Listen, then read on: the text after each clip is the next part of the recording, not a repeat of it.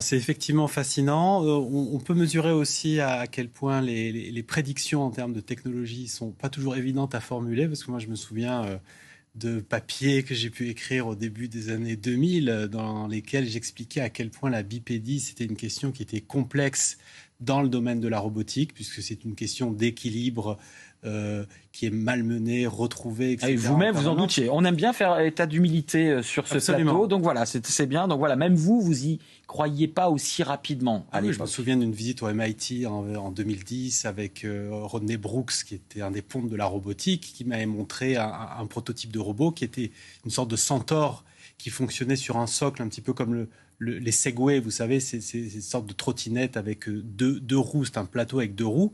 Et donc le robot fonctionnait sur un système de locomotion avec des roues, parce qu'il m'avait expliqué que marcher sur deux pieds, c'était décidément trop compliqué et qu'on n'y arriverait pas. Désormais, on y est. Ces images chinoises, elles sont fascinantes. Ce ne sont pas les seuls à faire des prouesses comme celle-là.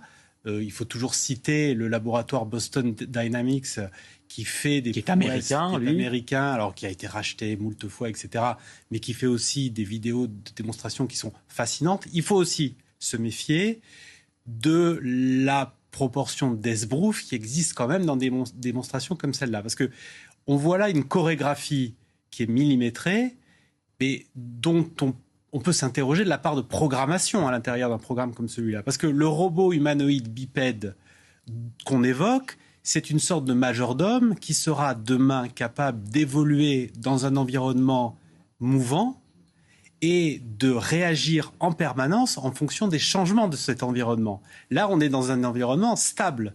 On peut croire que tout bouge tout le temps, mais c'est millimétré au cordeau.